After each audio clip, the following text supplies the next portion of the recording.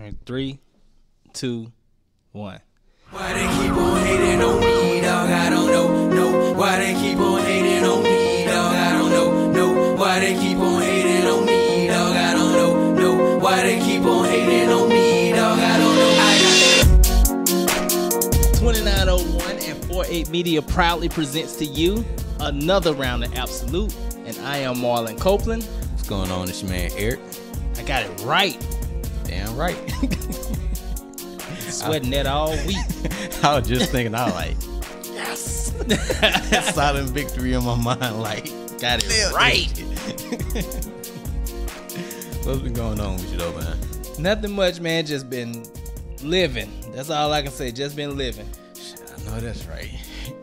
For everybody that's listening, this is episode 9. If you haven't heard the first 8, what you doing, man? Go listen to that shit. Yeah, you gotta listen to that, man. We be talking about some positive shit, trying to sell rocks to the inner city church and all that good stuff. No, that was backwards. That's not what we be doing. We do talk about some. I said that wrong. I apologize. Some of that shit funny. Some of it is. Yeah. Some of that shit offensive. Some of it is. You think we care? Hell nah. That's why we doing a podcast. Not at all. I do not care. You want to say? This is the time where I don't have to be politically correct. I can be myself. It's like a relief to be able to do something and not have somebody breathing down your neck about how you say something or why you said it. Now, I know we might say things that people might not agree with. Right. And we do try to keep it to where we're respectful of certain terminology that's not, there's certain terminology that's offensive that we try not to use. But for the most part, we say what the hell we want to say. That is true. I would never bite my tongue, like, unless I have to in politically correct circles. But you know what? I got to tell you this. You know, I was having a conversation with someone. We was talking about sports, right? Mm-hmm. And the guy just kept talking, and you know, I know he's an inner city guy, so you know, he was just like, you know what I'm saying, man, LeBron James, fuck ass nigga, you know what I'm saying, the shit he do. I was like, okay. Like, I barely could understand like half of it because he was kind of mumbling when he was saying it. But then he was like, just some of the shit LeBron do is gay. And I don't know why, but I mean, like, I was even offended. Mm-hmm. But I didn't show him I was offended because he has the right to say whatever he wants to say. But I was just like, I think what was offensive about it is the way he used the word. Like, it didn't even garner, like, it didn't need to be used at that moment. All right. I don't even know when do you use it. I'm not saying that to try to protect, like, LGBTQ or anything of that nature. But it was just like, that was so unnecessary. Yeah. I mean, I think a lot of what people say in the heat of a moment could possibly be deemed unnecessary, especially when it comes to profanity and slang. Mm-hmm. But it's not, like, a lot of words, like I said before, are insensitive. So these days you really have no reason to say, oh, well, I didn't know that, for a lot of things. That is so true. Even if you up under a rock, that information has gotten up under the rock. Yeah. So I'm kind of with you on that one. Oh, let me tell you, man, me and my homeboy Rashad, now, I don't know if this is on the topic of being politically correct, because one, everybody knows that in the African American community, we use the word nigga all the time. And yeah, we don't like when Caucasians say it. And some people don't have a problem when Caucasians say it, or anybody in general. But me and Rashad, we were working at this company at the airport where we just had to load luggage onto the plane while it waited to load the passengers. And it was this one dude who worked with us, a black guy. And after me and Rashad got done loading the bag onto the back of the plane, we sitting there and we just chilling. And this dude walks up and he said, "What's up, niggers?" And because he put that ER on the end, me and Rashad looked at each other like, this motherfucker about to get his ass whooped. Was he black? Work. He was black. But it was so offensive to us the way that he said it, because we was like the ER offended y'all. Right. And that might sound ass backwards, but we was both like, dude, what is wrong with you? That is hilarious. I'll never forget that. He said it so hard. And we was just like, yeah, this dude must want his ass whooped today. Because it was just weird. We wasn't doing nothing to do. He just called out a couple of niggas. And we just felt like you just came over there and kicked my dog. Like for no reason. Yeah. That is definitely hilarious. What's up, niggers? Right. That's right. You are ER. I was offended that day, damn it. You remember that what is that guy, the high school teacher who's like, what's up, nigga?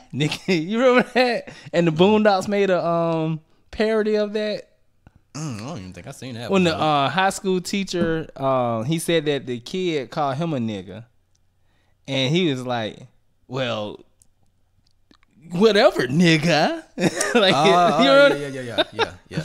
I do remember that video. I don't remember the episode of the Boondocks that made the parody of it, but I do remember that video. That was hilarious. I don't know, man. It's like the word came from something so negative that when we do try to use it to take power away from it, like you can't really take power away from it. And then at the same time, it's like we use it so much. How do we expect other people not to think it's okay? Like I had a chick straight up tell me, a white woman straight up tell me that she says it when she's listening to music. If it's in the music, she says she doesn't say it around her friends, but she says it when she's listening to music that has the word in it. Okay. And I told her, I was like, saying it around people is dependent on that person. I like, some people can tolerate it, some people can't. I like, but you ain't gonna say it around me. I don't know if that's what if she was trying to look for a pass to say it because we was listening to music while we was at work, but yeah, you're not gonna say it around me. And I mean, we listened to music that day that had the word in it, and when I knew it was coming up, I was paying attention. I was paying attention. So she refrained from saying it, but I know when she went home, she probably listened to those songs over again just so she could sing. Yeah. But okay. I don't know. It's kind of weird it's just kind of weird to expect. Like, you can't think that people don't say it. Okay, well this is how I feel about the word nigga, with the A or the ER. It has zero power or dominion over me. I don't care if a white person said it. I don't care if an Asian. I don't care who says it. I just don't. Now, when I am around older people who might say, you know, I don't like that, I have to take into consideration of what they've probably been through. Because let's be honest. I ain't never been hosed. You ever been hosed? You ever been beat? Nope. You ever been told you by my mama? Well, yeah. But you ever been told you can't vote? Nope. That's what I'm saying. It's like a word to me would never have that much dominion over me. I just feel like, to me, it's just another word. But I do feel like, as African Americans, we have hypocrisy when it comes to the word. Like, when I hear rappers, which we have both done music, but when we say as artists, we say it to give the word power. Like, okay, so it's a polarizing word. So you're trying to give it power for the good, but then when you sitting up there saying, like, you know, somebody coming at me, I'm gonna get that nigga. Like, that means that's a negative way of using it. Right. I'm saying, you know bitch ass nigga, nigga gonna catch shots or something. Like, yeah, that's a negative way of using it. It's always referring to somebody when you either about to shoot. I don't feel like if I'm at odds with you and I'm rapping about being at odds with you, like, I'm not saying it in a positive way. The only way people can say we use that word to give it power is if you might refer to somebody, oh yeah, that's my nigga. Like that's the only positive way that is ever considered being used, because everything else is so negative, even in music. I just think it's stupid. Put him on the ground, shoot him in his head, say congrats, my nigga. Like, why you congratulate him? You shot him? Like what? Like it's so stupid. But I think it's one of those words that you have to look at the person. It's on a case by case basis, I think. If it's someone, like I said, if they're older and they say, I don't like that being used around me, I'm going to respect them. Mm-hmm. But if you're younger than me or even around my age and talking about, now it depends on your stance. If you one of them people who are saying nigga all the time and then think it's being used negatively around you and you say it, then shut the fuck up. Mm-hmm. Just shut the fuck up. But if you are, like if you got black people who don't use the word. Yeah. And if they're like that, then I have no problem with that. Nah, I mean, there's nothing wrong with it. Not saying it. I mean, I don't know how we ever came to I don't know how people ever came to the conclusion that it was not okay not to say it. Mm-hmm. You know? So it's like if somebody tell you that they don't curse, and you're like, what? You don't curse? Like when has that become one of those like frowned upon things? Well, you know, you have like you can the word nigga is still being used, mm-hmm. but like even when the guy said, "Oh, what LeBron does is gay," I was like, I felt offended by it, and I ain't even got nothing to do with LeBron. But that word "gay" is so it's touchy, politically incorrect. Yeah, but the word "nigga" still is thrown around. Yeah. So I think it's thrown around by us, by African Americans.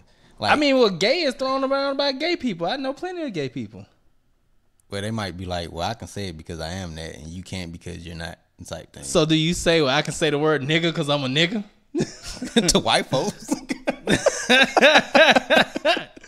I mean, you're not going to say, I don't know. It's like, I guess it's one of those things where some people might feel like because they are who they are, they're entitled to be able to say certain things. And if you're not a part of that culture or that background, then you can't say it. I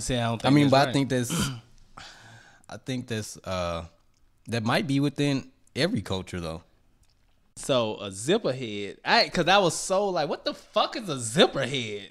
I've never heard that term before. So I had to look it up.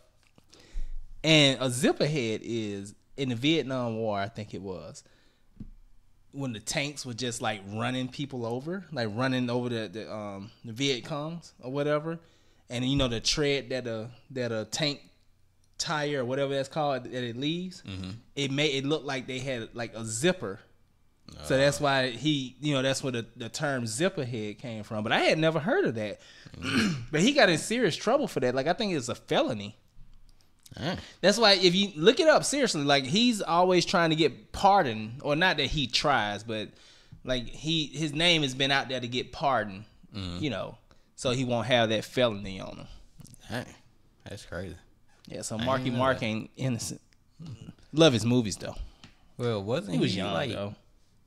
I'm not saying that makes it right or wrong to beat the shit out of somebody, call him a zipper head, but I'm just saying, when you're young, you do make mistakes.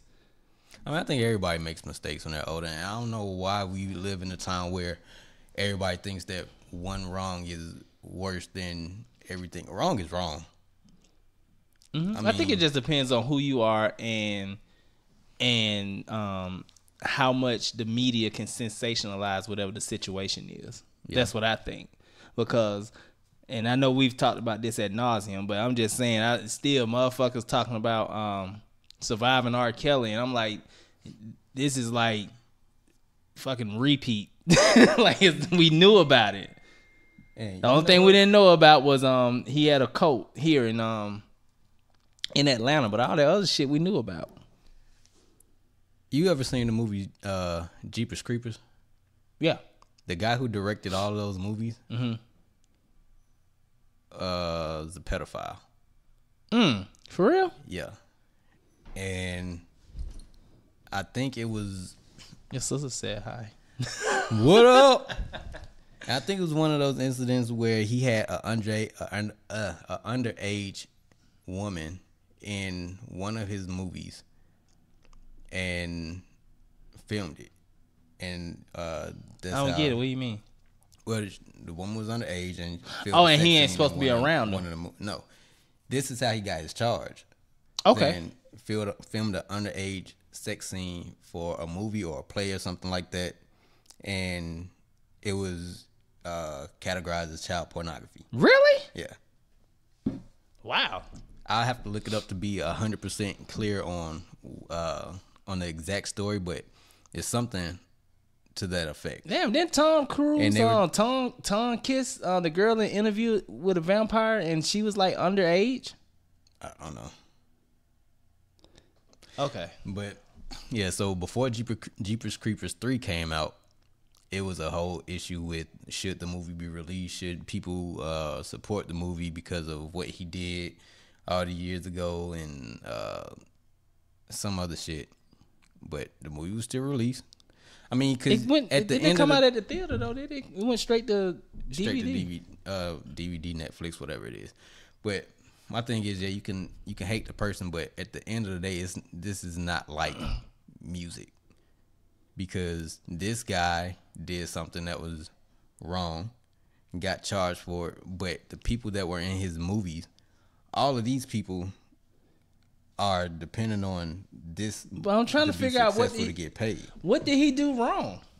I mean, I guess I'm not. I need more. I guess I need to know more about it, because if he, like, I don't know what the scene was. I don't, you know what I'm saying? Like, if it was just like, I don't know. I mean, I would have to know more about it. Like, if he just had the girl up there, like, appearing and get the shit fucked out of her, then I guess I can say that's wrong if she's a child.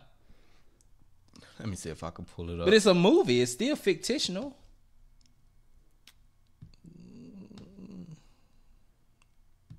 I don't know. That's interesting. Let me look it up let me pull it up. Or I'll try to pull it up while we talking. But yeah, it was weird. It was like, if this movie doesn't come out, then everybody who was a part of it doesn't get paid. And you can't, I mean, how can you penalize the people who were part of the movie for something that the director did? Well, I mean, it's all hypocritical, because think about it. Those circles know more. They know more about the stuff than we do. Just like for years, you don't think that all those people knew about Harvey Weinstein?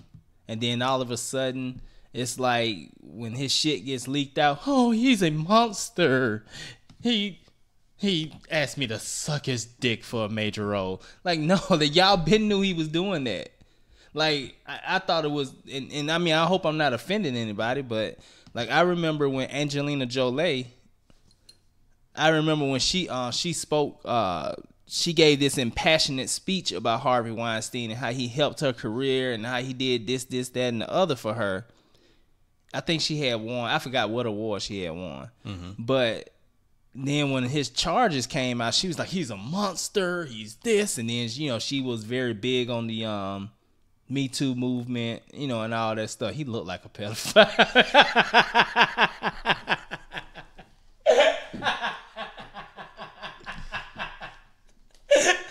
You stupid.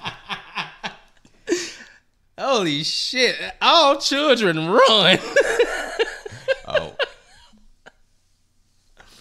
Hold on, let me see. He looked like he got a sick ass mind. Jesus. I don't even know if I want to work with him as an adult. I'm 40 years old and I'd be scared to work with him. But yeah, so I thought it was hypocritical in a roundabout way for her to give this so impassionate speech, and she was like, she knew of things that he was doing and so on and so forth. I didn't understand how was she able to give such a passionate, lovable speech about him and had this idea of the things that he was doing. I didn't think that was right. Because she didn't have to thank him. She could have just got there, took the award, and said thank you to everybody that had a part of me getting the award or helping me or whatever, and walked off. She didn't have to give a 2-minute spiel about Harvey Weinstein.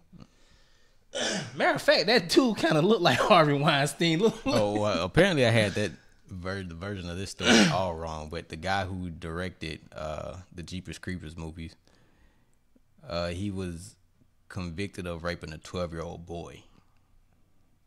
Like in real life. Yeah. Okay, yeah. That makes sense to me though. Like if I can see people saying he shouldn't be able to eat with the crimes he committed. I can see that.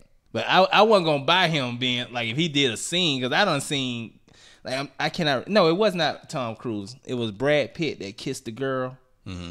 And it's been so long since I seen Interview with a Vampire. But anybody out there on the live feed, if you seen that movie, you know what I'm talking about. When he had a scene with the damn, who was it? Whoever it was, I don't even remember. But he had a scene with somebody when they was young. I don't know. I have to look that up. But yeah, this motherfucker is straight up pedophile. And he looked like one. He said the mother of the boy, because he cast the little boy in one of his films. Okay. And he said the mother began to suspect that her son was being terrorized on and off the set. And in quotations it says, Victor said, I couldn't go to the set. She told the Los Angeles Times. He said, Nathan couldn't work if I was there. That I just had these feelings. I confronted Nathan and he admitted it to me. He said, I have a secret and I can't tell anyone. It says police raided the director's former child care worker's home, where they found child pornography, including a homemade pornographic tape that showed the director engaging in oral sex with the pre-adolescent teen child star. He said he spent the better part of a year grooming me and my parents. That's what the child star, who is an adult now, was saying in this interview. That's disgusting. That makes more sense, though. I can see why people wouldn't want that movie to come out. He said he pled guilty in April 1988. He pled guilty to 5 felony counts: lewd and lascivious conduct, oral copulation with a person under 14, what? Copulation, and 3 counts of procuring a child for pornography. What the fuck is that? What is that? Oral what? Copulation. He was sentenced to 3 years in prison and was released in 1989 after serving only 15 months. I bet he got some oral copulation in prison. The family eventually settled out of court. Okay, well, let me ask you this. But he went on to continue to produce movies. Well, that's what I was about to get ready to ask. If he's done his time, paid his debt to society, quote unquote, should he be allowed to make movies? I mean, I don't think there's a... I personally wouldn't work with him. That's me. Yeah, personally, no. But I don't think there's anything that's keeping him from, you know what I mean, right, from continuing to direct movies. Now, there are probably stipulations to where he can't be around kids, you know. So he got to do like in the 80s and 90s, cast them grown-ass people to be teenagers. Jeez. Yeah, I wouldn't work with him, but I get it. And I wouldn't work with him just off the simple fact. I just think that I don't believe in any child innocence being taken away from him. True. So that kind of pisses me off. Yeah, that was fucked up. But see, okay, now going back to the surviving R. Kelly thing, okay, you notice how that parent said that I'm paying attention to my kid and noticing shit ain't right with my kid. Mm-hmm. It took some of them fucking parents and R. Kelly like months. How the hell your child ain't came home in 3 months? I don't know, man. That is stupid. And it probably just gonna be the last time we talk about R. Kelly on this podcast. It's been at least like 2 or 3 episodes. Yeah, where he's made an appearance, but not physically. We don't support him like that.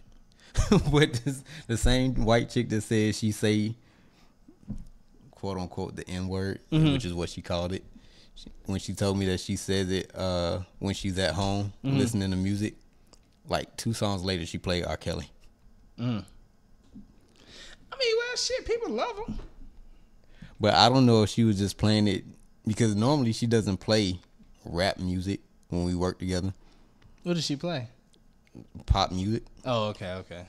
So you think she was just trying to like get on your level by looking at you, saying, "Oh, he got tattoos," and I think not 100% sure, but that same day she did see the tattoo of the microphone. Yeah, the microphone I'm on. And then, So what you were doing? but it was like early in the morning, and like the first song she played was like nigga, nigga, nigga, nigga, nigga, nigga. You just kept looking at her. I was driving. I'm like, the hell is happening right now? And she looked at me and she was like, too much for early in the morning? I was like, it's too much for you in general. I was just like, you better go on YouTube and type in clean version. Man, it's hard. Bro, I try to keep my daughter from listening to explicit versions of anything. So when we're in the car, I try to put it on like, what's the station? Q100? Yeah. It's like 89.7 now. Right.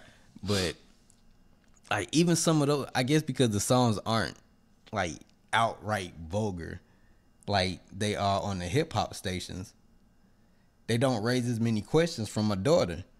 So when it's packaged a certain way, it's a lot more tolerable. And then she's in the back of the car singing "Thank You Next" or "Seven Rings" by Ariana Grande. No, not "Seven Rings." "God Is a Woman." I'm like, this whole song about sex. I was like, but then I remember I was like, man, my mom played all kind of music while we was growing up, and like it wasn't until years later when I was like, Michael Jackson, you dirty little. Like, and then like all those old school R&B songs, and even like all those songs was about sex, but you don't know until you get older. So I was like, you can't. I just try to let her enjoy the music and not try to read too much into it. But if she asks questions, I change the station quick. One day she asked me, "Daddy, what's the freak?" I said, "A crazy person. Change the station." I'm like, we got not having this conversation today. Not yet. We got not having this conversation today. You know one song I tried to listen to clean, and I just can't listen to it clean. What? Back that ass up, Juvenile? I tried to listen to Wraith clean. T.I. Wraith. I didn't even know they had a clean version. I can't. It is horrible.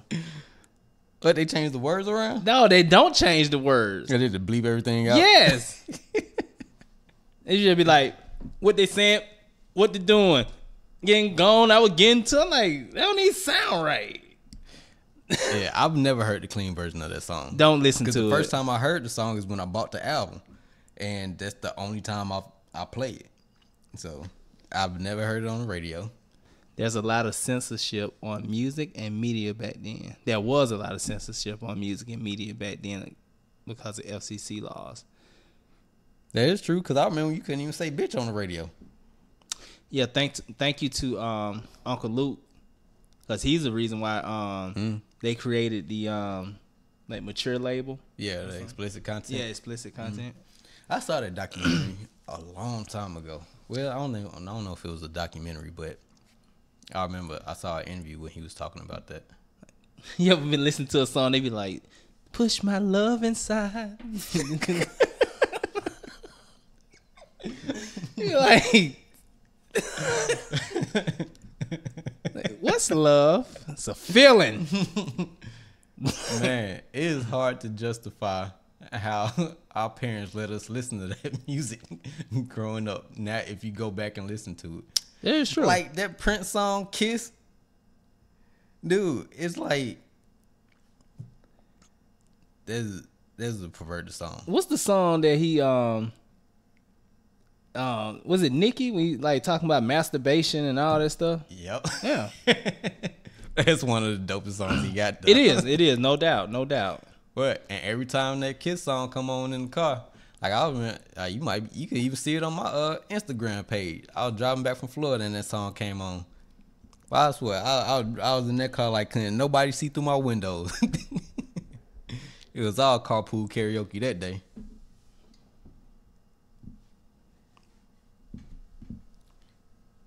somebody entered our live video on Facebook.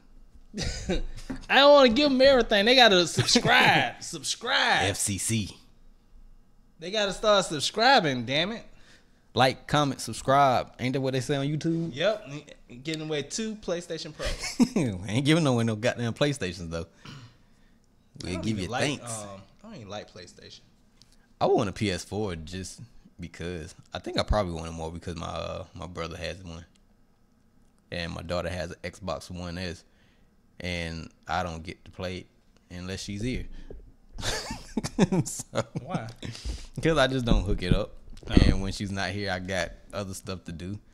So when she comes over, that's the only time I turn it on.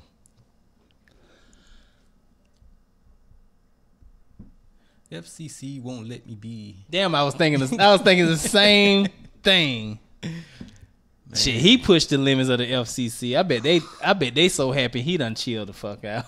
Yeah, he did. But I think the last person I ever heard drop that F-bomb, and not the word fuck, because you can say that. Oh, yeah. I know what you're talking about. Was J. Cole. I don't even remember what song that was. Born Sinner. And it was the Illuminati. And I mean, he said it. And well, maybe the content was different, and he wasn't being derogatory, was he? It was an outrageous line. But he's not. He probably won't get attacked. He doesn't normally rap like that. I don't know if I mean, if somebody wanted to go back and pull up the song and like, remember when you said this, and like try and blow it out of proportion back from something back then yeah. But I haven't heard anything from him like that since. Don't know if that matters, but I think J. Cole is one of my favorite rappers of today, but he's not a pop sensation like Drake. So that's because Drake is pop. Well, true, but he will get attacked. He won't get attacked because I don't think that the right people will be paying attention to what J. Cole says. Does that make sense? Like the people who, well, I don't want to say the people who troll, but the people who look for negative shit to point out that you might have said in the past or recently. He's not polarizing like Drake, because Drake reaches a mass that he doesn't. Yeah. But in my personal opinion, I think that J. Cole is better than Drake. That's just me. Oh, absolutely. As far as artistry, yeah.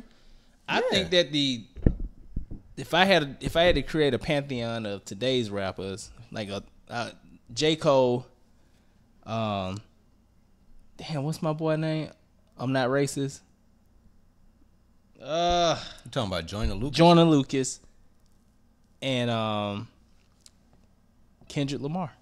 Those are like my 3 favorites of today's time to listen to. Today's time? Well, one, I gotta make this clear. I mean, I love music to death.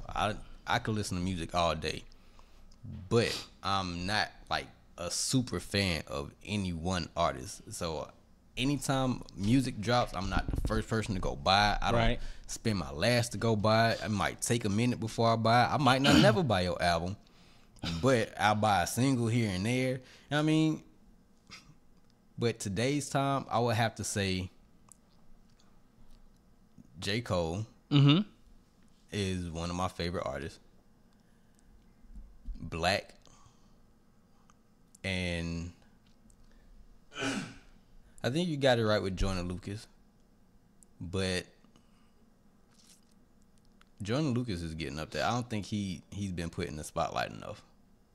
I think he needs more recognition. I agree. But I think Black is dope. I think Joyner Lucas is dope, and I think J. Cole is dope.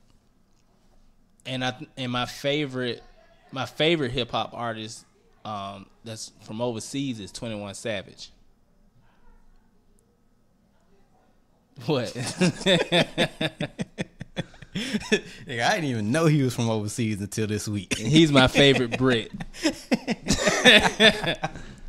Man, I saw some video, and he was talking about Damn, I can't even remember what the hell he was talking about. But I think we had posted in the group chat. He was giving somebody hell. And I think this might have been like right before he got arrested. Mm-hmm. So he was giving somebody hell about 21. about something. I don't know what the fuck it was about. Mm. Because I can't even remember, because his deportation issue, like all of that shit like overshadowed everything else that was going on. So 21. I was watching it and I was like, he can't say shit about nothing until he become an American citizen.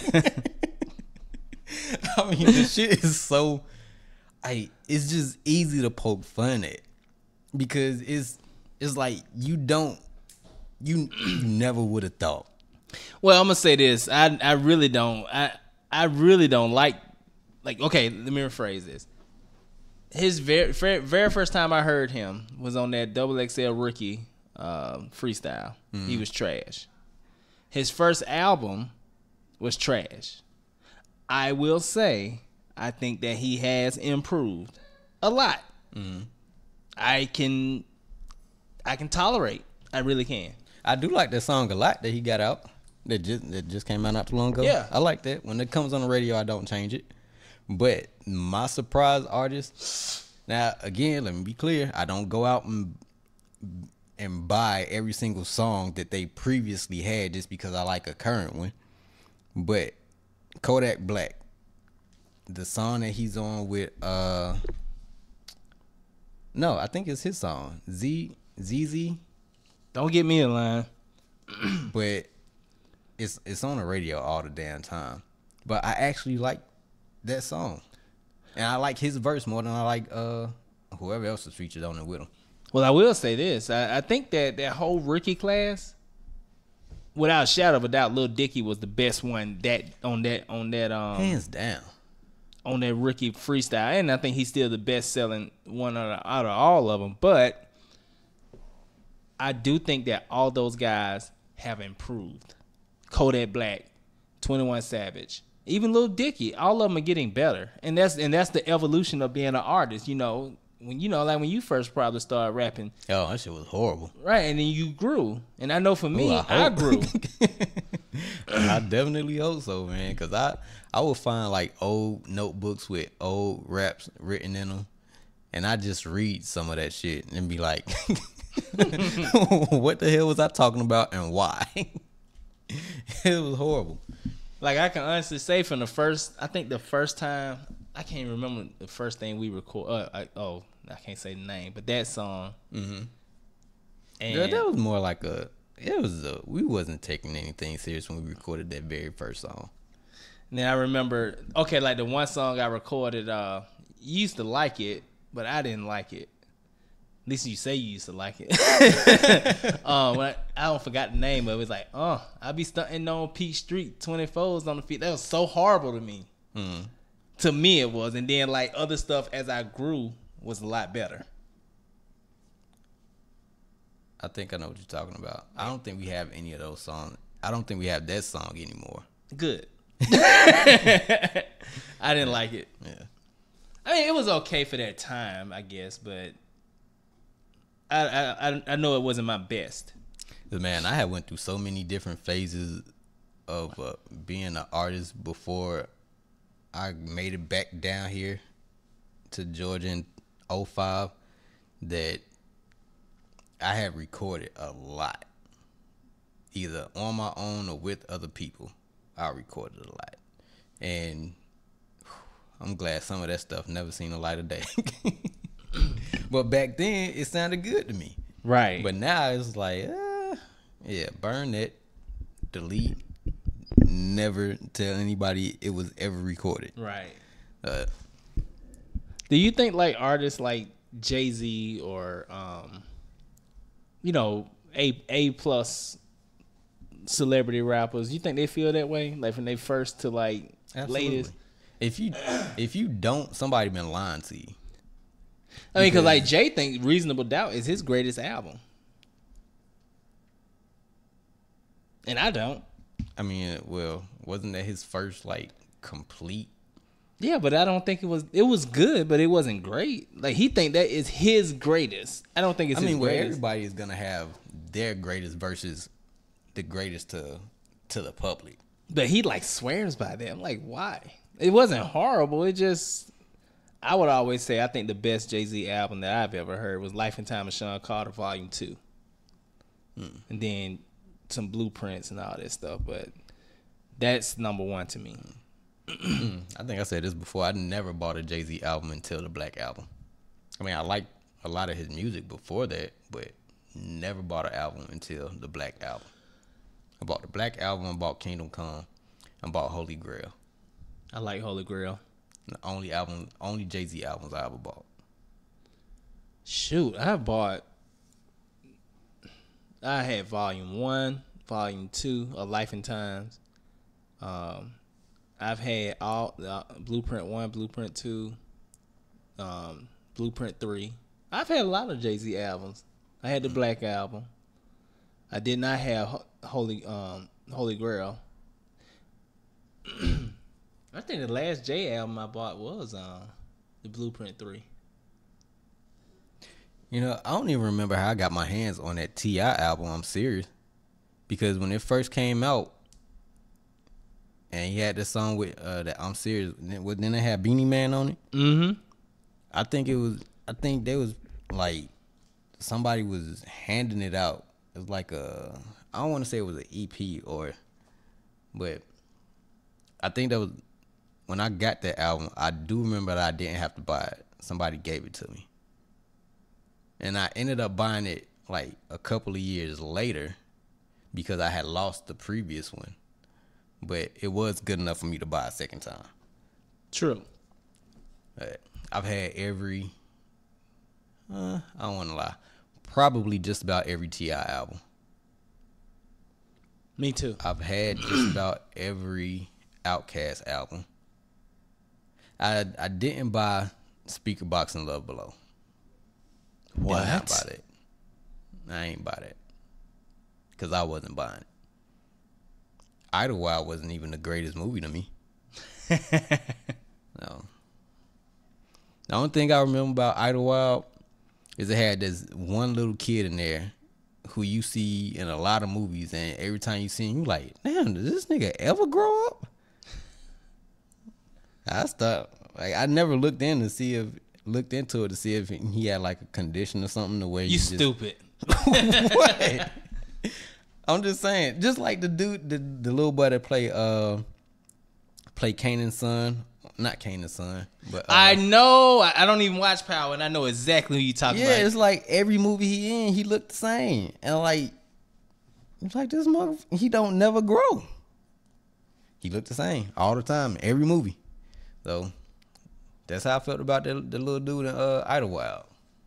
I don't know his name, but he just seemed to be the same age every movie he was in. I know motherfuckers have found the fountain of youth.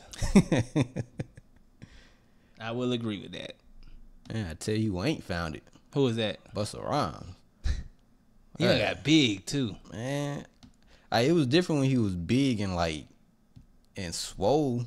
Like right. He was working out, but man, lately he like, I guess that's when, I think that's probably like the downfall of working out like that.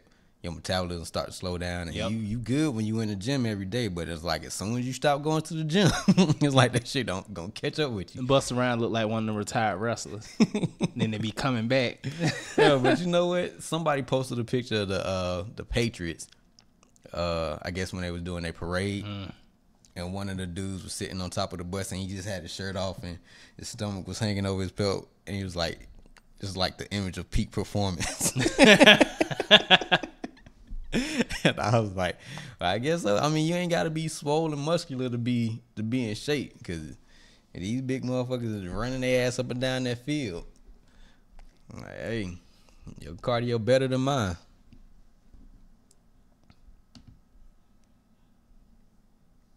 So if you're on a elliptical or treadmill or whatever, how many miles you gonna get in an hour? On a treadmill, if I run for an hour,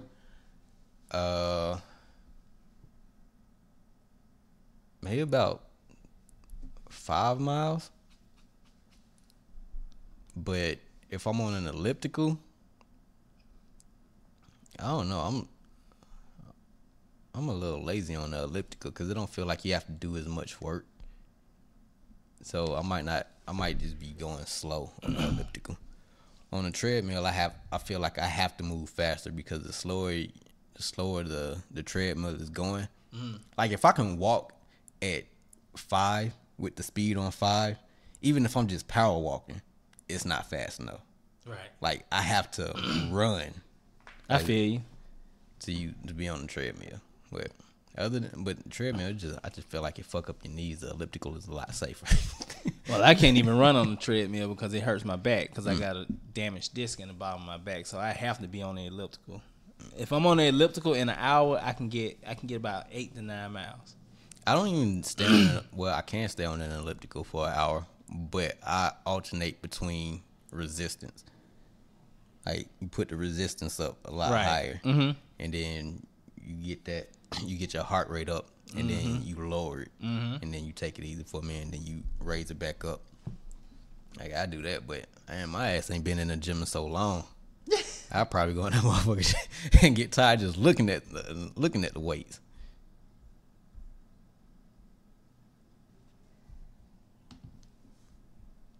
So you think we have to have, like, is there gym etiquette these days? Like, is gym etiquette changing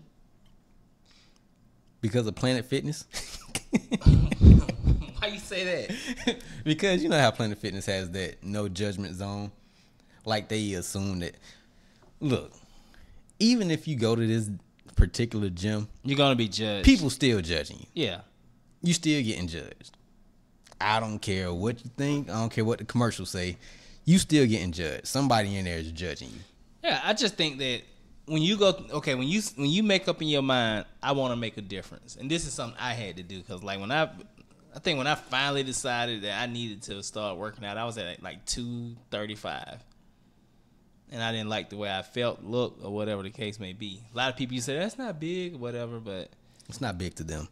right. So now I'm at 207, which I still want to lose more weight, but I knew that there were people in that gym that were like in shape, look good. I was like, fuck you and your mother. Congratulations, but I got to get there too. So that's what I just did. You can't worry about what people think, and that's exactly what I went in there and did. You know what? But I don't think I look at fit people and be like, you bastards. Well, sometimes maybe.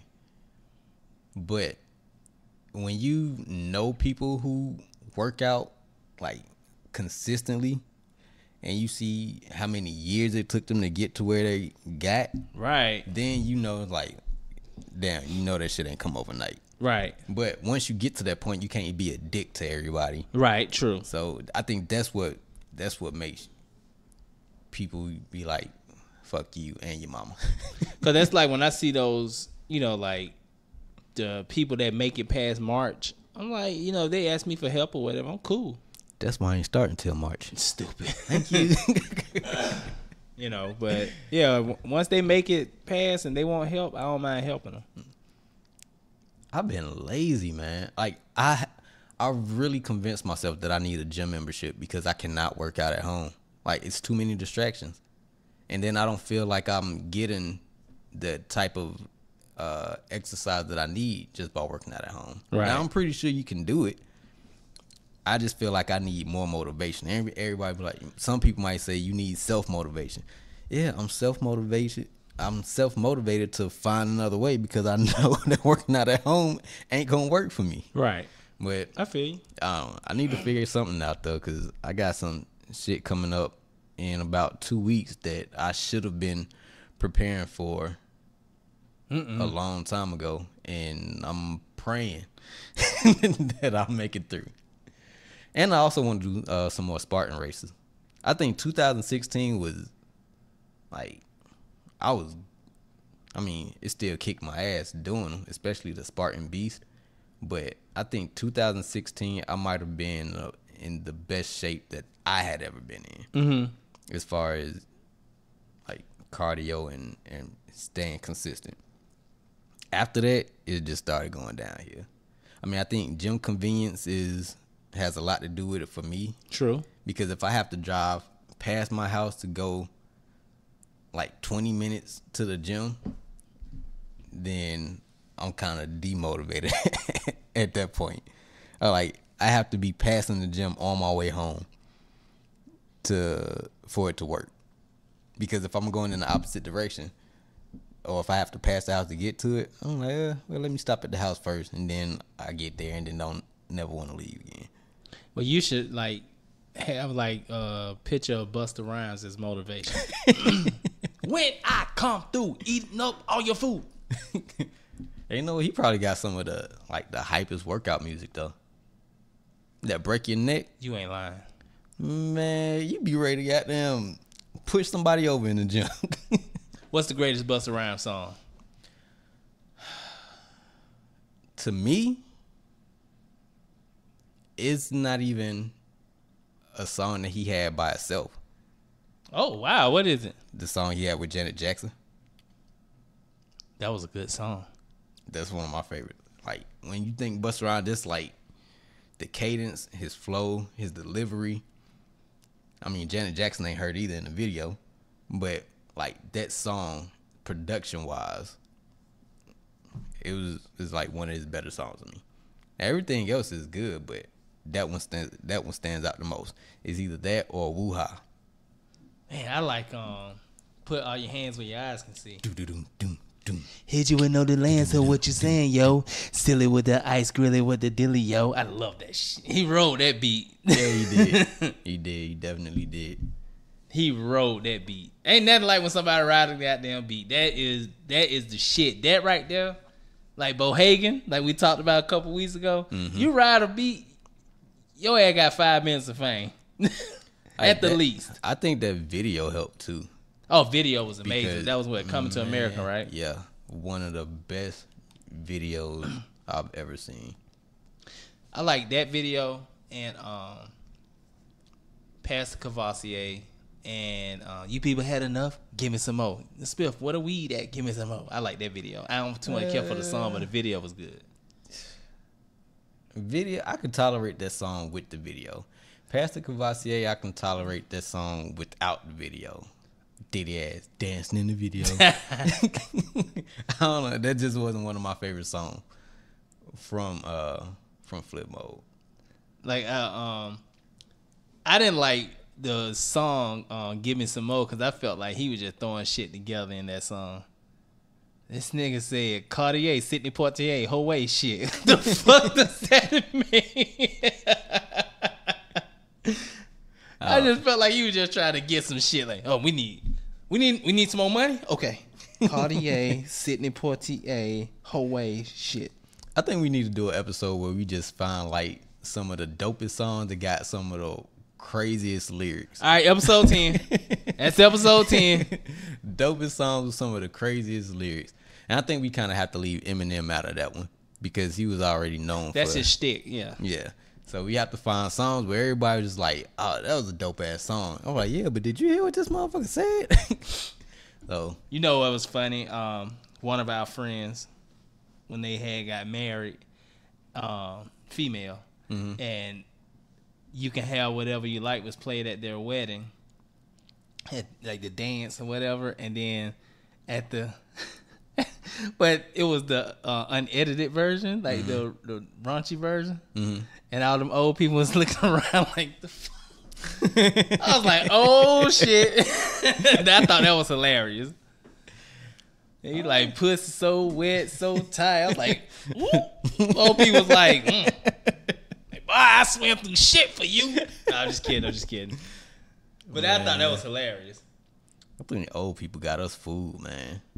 All them stories that you hear about, like, them nursing homes be, like, the most STD infested places. And you just be like, word? That's nasty. Really? Like, how you get those statistics? Like, how you know they ain't had it before they came here? Yeah, it can lay dormant in your body. Well, depending on what it is. And hell, if you old and You got discharge coming out. You don't know you don't care. You just think it's part of getting old. I know my pee ain't blue, but that's okay. But I live to see another 2 days. It is. So yeah, they don't be knowing shit. I don't know if I believe that though, because I always think statistics are skewed. Like I hate know who doing these statistics. I don't like the fact like when they be saying, like AIDS is rampant in the black community, or this, like, or black people on welfare. Like, there's no way that we're ever going to trump any number of another nationality. Like for every one black person, there are like 5 Caucasians. I mean, well, maybe 10. With statistics, you could argue that we're not the highest number. We're just the ones that get tested the most, and everybody else don't get tested as much as us. So you don't have those numbers. No, you don't have those numbers to put up there. No, because that's just like saying, okay, if you're a white person, you don't go get tested, you get sick, and then even when you go to the doctor and you're just ill and they can't find out what's wrong with you, they test you for everything. They know you got it. You're a statistic now. True. So it's like, yeah, like no, they like 35% of Caucasians are on. They 35%. Is it 30? Yeah, 35% of Caucasians in the United States create welfare. They're on welfare. That number is higher than African Americans. They trump us. No pun intended. Fuck him. But my point is like, fuck you, Trump. We're outnumbered. There's never a statistic that we're going to win. Just like when they talk about black on black crime, you don't think it's white people beating each other up? It's not about color. It's about the area you live in or the class that you're in. For every fight that's in the ghetto, or of every crime that's committed in the ghetto, you better believe the same crime is committed in the trailer park. It's true. I mean, I think all crime is gonna be spread out. Like anything, like you just said, anything that happens in our community is happening everywhere else. Yeah. Like, you ever notice like all the bad shit in the world is not racist? No, but and that's how people like to make it out. Bullets, not racist. That's how people like to make it out to be. Diseases, not racist. Toilet seats, not racist. And who has it worse than a toilet seat? Bro, to this day, I can't sit on a toilet seat without putting toilet paper on it first. You mean like at your home, right? No, I mean, not at home. In general. So even at home. Really? Yeah. Yep. That's interesting. Always. Even when I stay by myself, still. Waste of tissue. I ain't wasting tissue. You still use it. You gonna wipe your ass with the tissue you sit still on? Going in the toilet. Oh, God. Yeah, I can't. I don't know why. Maybe I don't like my ass being cold when I sit on the toilet seat. But I just can't do it. Man, I want me one of them toilet seats. You ever seen them toilet? Heated toilet seat? Yeah, I want that. And the what's the shit you sit on that spray your ass? Then you ain't gotta wipe it. A duvet? Yeah, I want all that. I'm gonna get that when I get my big house. I'm gonna have that. I'm tired of wiping my ass. Marlon. What you doing? I'm using the bathroom. Get your ass out the duvet. I tried to hire me an assistant. I put it on Craigslist. I need somebody to wipe my ass. I ain't got no response back yet. I'm like, you are capable of wiping your own ass. I saw this movie one time with this lady. It was like a futuristic movie. So this married couple, they was having problems and they was rich and they had a sitter that was keeping the child that was already born. I mean, keeping the child. So the lady went to so the nanny liked the man and was sleeping with him and shit. So the nanny had programmed all the shit in the house to fit her behind the wife's back. And so like the wife went to go pee and it was like, do not recognize you. Some shit like that. The hell? It was so weird. It was so crazy. But then the wife did something and found out that the nanny was pregnant by the husband because the house was telling everything. Who wants that type of goddamn technology? Yeah, we got it now. Alexa and Siri. I don't want none of that shit. That's like you going around like, motherfucker walking in your house. Be careful. Jim steals. I seen him. Man. Hey, man, nah, bro. Man, come on, man. You know me. We're family, man. What the fuck? Nah, man. My device said your ass steal. You got to go. Them smart homes gonna get somebody ass whoop, man. And it's the show called 60 Days In where people volunteer to go into prison. Yes. I watched the first two I watched the first 2 seasons. After the second season, I was doing some other stuff work-wise, so I didn't really get to watch it. I didn't watch the one when they were here in Atlanta. But I started watching this season. I think it's up to like episode 5 now. But man, like the first 2 seasons, when I watched them, they was like, all right, when you get in here, you have to conduct yourself this kind of way. Like if somebody calls you a bitch, like if you have to fight, then they wasn't really telling you to go in there and commit crime. They were just like, whatever you do in jail, if you get caught, you get in charge. That's how it was the first 2 seasons. Like if you're doing illegal, you go in there, do drugs, go in there fighting, you take whatever charge come with it. Okay. This season, bruh, that sheriff was like, if you in there and you get into a fight, don't give up. Fight for your life. Well, that's the way it's supposed to be, right? And everybody's face was like, the fuck? I was like, oh shit. I mean, yeah, that's the way it's supposed to be.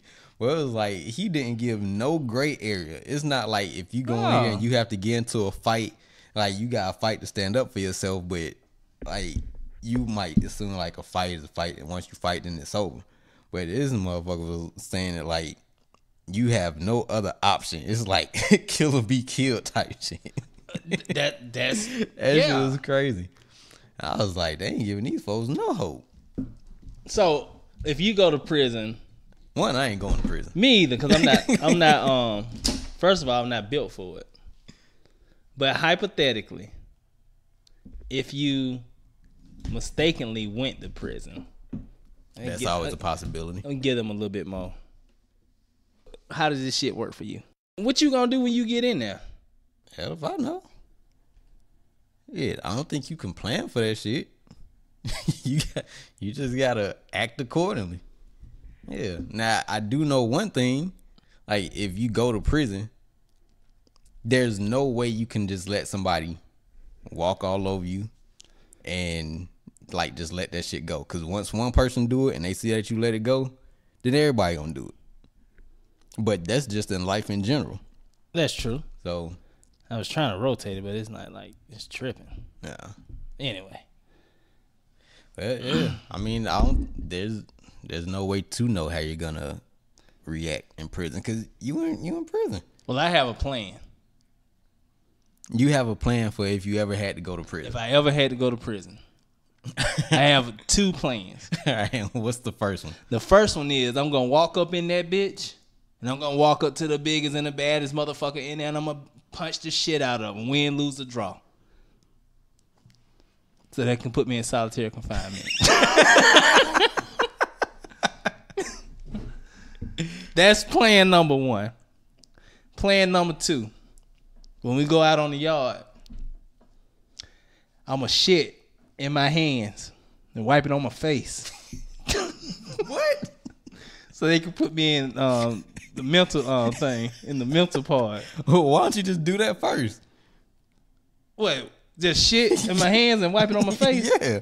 Why that? Why do that? I mean, why not do that before fighting the biggest and baddest motherfucker to get put in solitary confinement? Well, either way it goes, I just don't want to go to damn. I don't want to go. I don't want to be amongst population because I know I'm not gonna make it. It's like I ain't going to gym pop.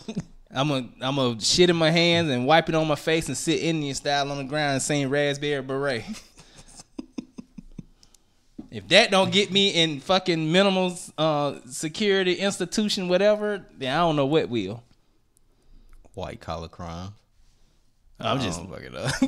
I just know I cannot go to actual prison. Yeah. That shit is crazy, man. Like I'm not a snitch, but I won't go to prison for no goddamn body either. So it's a double-edged sword. All right. So speaking of snitching, Okay, is anybody surprised that 6ix9ine cooperated? I'm not. Man, okay. How many hip hop artists, honestly and truly, you know about that life? One. Who? Tip. Or two. Tip and Jeezy. I mean, not Jeezy. Tip and Guwap. He's. Did you really say? I've had this dinner again. Oh boy, That's hilarious. So one of my homeboys said, I said I would shit in my hands and wipe it on my face. He said that it won't work. You gotta lick your fingers clean. Yeah. You do that. Something is gonna be mentally wrong with you after that. Hey, look, you know what's funny though? Hold on. Before we talk about the rapper thing, I was watching what was it? Prison, one of them shows. So he was talking about the mental ward, right? Mm-hmm. So the guy, the correction officer was like going through, and so the guy was like, "Hey, man, I'm hungry, man. Like I ain't ate all day." So the correction officer was like, "Oh, okay. Why didn't you eat?" He's like, "I don't know. They tripping, man. Blah blah blah blah." He's like, "All right, I'm gonna work on getting you something to eat." And the guy was like, "Good. I'm tired of eating my own shit." And the correction officer like kind of he like looked stunned, and he like reached on his shoulder. He's like, "We got a feces eater." Hell nah. Oh, he said that like he was tired of eating broccoli though or some shit. Okay. Nah. So okay, Tip. We know Tip about that life. Yeah. Guwap. I gotta say, I think Meat Mill about that life. I mean, but if you look at what he went to prison for, yeah, it's not really the same. Okay, well, you want to say it like that? Okay, then we know Tip, we know Guwap. Them only two. BG. C Ain't Murder. he still in jail? Yeah, C Murder. C Murder. No, I'm sorry, C Miller. Don't change your name now. Don't change now. Gotta keep that same energy. My homeboy said Jeezy. I don't What know Jeezy about go to that jail one. for? I don't know if he ever. I don't know about his jail life, but one thing I do know, and I'm not trying to start and to call nobody out, but I've heard people say that he ain't as viable as he portrays. Because I've known some people in the areas he's grown up at, because he's not per se from Atlanta. He just moved up here. Yeah, well, apparently it don't matter either. They used to be from the UK and still have fans, even if you claim Atlanta. 21. Apparently.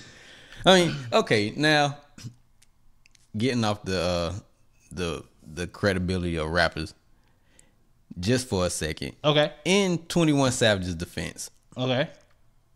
He was born in 96? And he came over here in 2005. So he only had to be like 9. I mean, he's from Atlanta. So he was raised here. Right. So it's like I could see if he had came here like 5 years ago. Right. And he's 26 now. I mean, hell, he done been to school here. He done did a lot of shit here. Like, right. So whatever issues they needed. Did he go to school here? I don't know. At least I think he did. He from Decatur, right? Is there anybody out there from the UK version of Decatur? Can you help us? Can you help us understand? What's that, the 6? Oh, no, that's Canada. That's Canada. I'm sorry. You ain't eating real bacon. Don't talk to me. Like, it's just ham. It ain't bacon. That's all it is, yeah. It's just ham. But nah, he was raised here, so whatever issues they need to straighten out, so that man get his what they say his work visa expired. But shame on him though. But, I mean, I'm pretty sure he got a couple hundred bands put up. He could have been got that taken care of. Yeah. Shame on him. Yeah. That's the procrastination. And then on top of that, he could have had his label sponsor him. I mean, they would have had to pay probably, anywhere between $60,000 to $100,000. But shit, if he's, if he's worth it, he worth it. I've known people to be sponsored by corporations, and they pay about between $60,000 to $100,000. I'm pretty sure there's a lot of stuff that he could have did. Oh hell yeah, that's just being sheer lazy. Yeah. Like he knew he could have told somebody he wasn't from here. I'm pretty sure they already knew. Ah shit, I don't know. I mean, 21. Yeah, I often say as much hell as they gave Barack Obama trying to say that he wasn't American. I'm from here. Donald, your wife is not. She's a freak. It's just like when Killer Mike did that interview on the Breakfast Club. Oh my god! And he was like, Charlamagne the guy was like, "You married a black woman?" He said, "Yes, I did marry a black woman, and a lot of my critics did not." I don't want to just say hip hop artists. He's just one of the realest people man. In general, yeah. Yeah. But people always find an issue with the shit that he do, and then like I saw on his Twitter one time somebody referenced his Netflix show and was like, see, this was wrong with this country, or this was wrong with our people, or some shit like that. And Killer Mike was just like, no, tell me what's wrong, because I really want to try to fix it. But people so quick to say this is what's wrong with such and such, but you don't have any solutions on how to make shit better. Keep your goddamn opinions to yourself. If you ain't gonna try and help the shit get better. And I've listened to Killer Mike talk a lot. I remember once Malcolm X, years ago, he gave a speech when he was talking about. I'm paraphrasing, but in so many words, he wasn't down for desegregating. Mm-hmm. And the reason why, because he felt like you build up what you do have, make it have an abundance of value, and let the white man come to you and say, let me in. Let me buy my way in. Mm. And then that way we could have made a profit off of the things that we had. So pretty much, it's so funny too, when you look at Martin and Malcolm, when you're in school as a child, I don't know about now, but I know when we were kids, especially like my age, well, shit, we only 5, you know what I'm saying? Mm. We were taught about Martin. Like, I did not learn about Malcolm X until I think probably in high school. And I take that back, because I have a brother who's he's into all of that. So he started that path. But as far as me wanting to read about Malcolm X and learn his teachings and things like that, probably a teenager. Like, you don't hear shit about Malcolm in school. You just know he was an activist. He got assassinated. Martin Luther King, we know the damn "I Have a Dream" speech. We know the Birmingham speech. I mean, not the Montgomery speech. The speech in D.C. We shall overcome. We know all of that. Yeah, I guess. I mean, but then you gotta look at who was teaching it to us at the time, or how it started. We had the chalkboard. Martin, when he was doing this, but then Malcolm, sorry, here we are right here. Like, yeah, say it, bitch. I want you to. Hey, I remember one time I was in middle school. I won't say the people names, the kids' names, but it was this one heavyset black guy, and there was this little small white guy who he wouldn't say shit if he had a mouthful. He just wouldn't. And he was such a nice guy, but I think all of us were scared of the big black dude. So anyway, I don't know why, but the big black dude beat the living shit out of that white kid. Mm. And I felt so bad, because I actually liked the white kid. Like, he beat the fuck out of him. Mm. Like, that was like, oh man, when I tell you, it was like straight domination. And so when they asked him, well, why did you do what you did? After it took like 1 million people to break it up, because they couldn't control him, because he was so big. Like, he was like a grown man. Like, I'm sure he had got killed back quite a few times. Mm. Like, he probably drove to middle school. But anyway, he said, well, he called me a nigga. And I was like, I'm looking at him like, that boy, he wouldn't call, he won't even say nickel.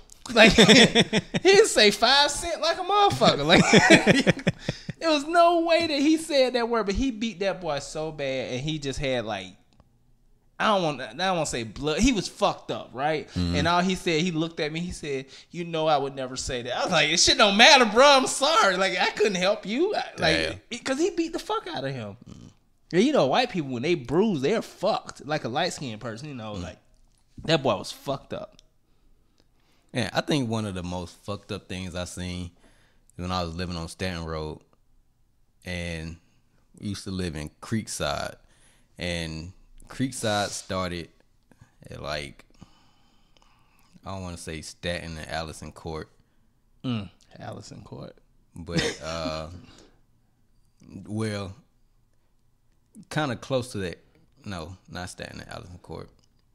But where our apartment was in Creekside was the very first apartment coming from, like if you're coming from 166, like if you get off the Stanton Road exit of 166 and make that right.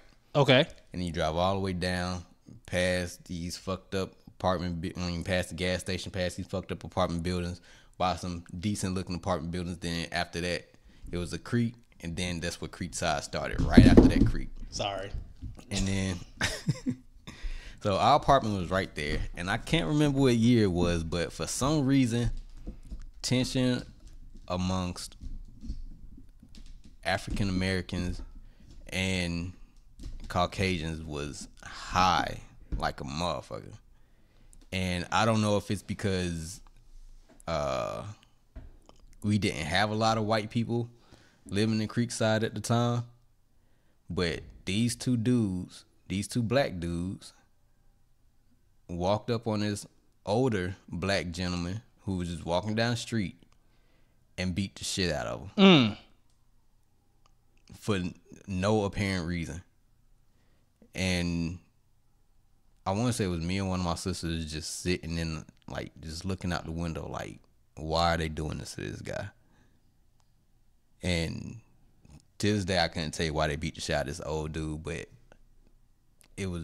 that shit was horrible. It's like probably one of the most fucked up things I seen living on Stanton Road. I feel you. Yeah, that's crazy, man. I never used when I grew up in Bowen Homes, I will say, and forgive me, but anytime you seen a white person in Bowen Homes, we knew they were buying some dope. They either buying dope or they were the police or something. They did not live there. That's for damn sure. I cannot recall ever seeing a white person living in Bowen Homes like in the 80s. I'm sure as the latter part came, they moved in. Now in East Point, obviously it was white people in East Point, but yeah, like I felt like when I moved to East Point, it was very prejudiced in my opinion. Like you had to watch where you, like, who yard you was in. Like I remember one time we was playing, we was kids, and this man said, "Get them niggers out my yard." I was like, "You just call us niggas?" I was just shocked, you know. I mean, I was used to the word nigga from my own community, and I had never really lived around white people. So for this white man to say, "Get these niggas out my yard," I was like, wow. Like I think I went home, I was like, "Mama, that man down the street, he told us, he said, get them niggas out his yard." And she was pissed. And I was like, well, I didn't want to tell her to make her mad. I just was amazed that this dude said, "Get them niggas out my yard." And he owned a drugstore that was up on Main Street. like I'm pretty sure niggas come in here and like buy. You in the midst of niggas. Right. Like, dude, but he was like old as shit, you know. Hey, man, you can't change people, man. I was just really amazed at the fact that, like I said, like when I moved to East Point, it was very weird. Like I still remember this older white lady brought an apple pie to our door, and I was in shock because that shit never happened in the hood. And I was like, "Yeah, I'm about to fuck this pie up." She's like, "Go throw that damn pie away." I was like, "Why?" She's like, "I don't know them goddamn people. You don't know them. We don't trust white people." So I had to throw the pie away. I was so fucking hurt because that pie looked good. Because, you know, it's like, it's sad to say, but even if it was a black person that came to my door with a damn pie and said, "Welcome to the neighborhood," just like them goddamn frappuccino that look like tea, I ain't drinking that shit. Exactly like what your mama said. I don't know you. I wanted that pie so bad, man. Anyway, your stomach been fucked up eating that. I know. They're like, see, look at you about to die. Eating that rat paws. I told your ass. Now you got the shit. Can't get out the toilet. Man, but I had, still to this day, I've never seen a pie like that. Pretty sure they got pies like that in the frozen section at Kroger's. And then she embarrassed me when she cooked chitlins for the first time in their house. And you know, in those old houses, you can turn on the exhaust and the shit is outside. And it stinks so fucking bad. Like yes. So this whole street smelling like pig asshole. And I remember these two old ladies came to the door and she said, "Where's your mama?" I was like, oh shit, they gonna say something about her stinking up the neighborhood. And they, you know, I went and got her. They was like, "What is that smell?" So she said chitlins and described. And they was like, "Chitlins? I never had that." She was like, "You come back in a couple of hours, I'll, you know, give you some." Lo and behold, these motherfuckers came back. She gave them some. They asked for more. I was like, and I hate chitlins. You like, and me both. I hate it. And they ate it and took some to go. I was like, those some nasty ass people. Oh, you can take all that shit. Take it all. You want to know something funny? So when I was like really young, I was helping my mom clean chitlins because I adored my mom. I don't care what, good, bad, or indifferent, I always wanted to be around her. So I'm helping her clean the chitlins, right? So I take my hand, I pull it out the water, and there's something around my finger. And I said, "Mama, what's that?" And she's like, "I tell you when you get older." You know what it was, don't you? The asshole. Oh, it was stuck on your finger. Stuck on my finger.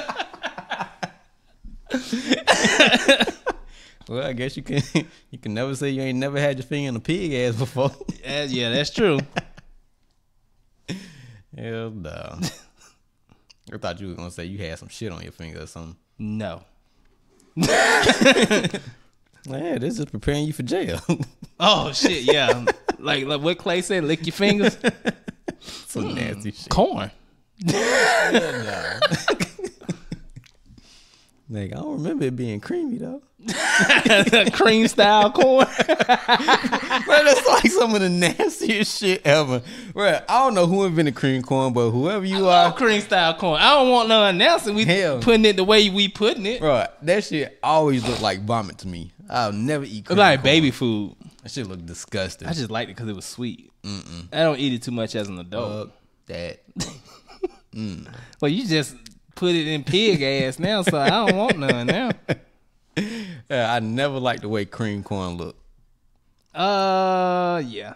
Never. It just was good though. I always took my cream style corn and mixed it with rice. Cause just to look at it by itself, yeah, it does look like baby throw up. Yeah, that shit is disgusting. Oh shit, man! But we coming up on an hour and a half. Oh, Close yeah. to it. It was like an hour and 25 minutes now. So we gonna 21. wrap it up Wrap that shit up. and save y'all ears. And I still don't think we really got On in our depth topic.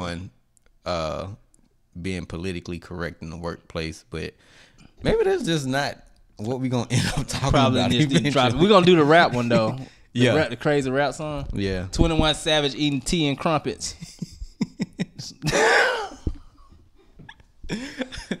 Free 21.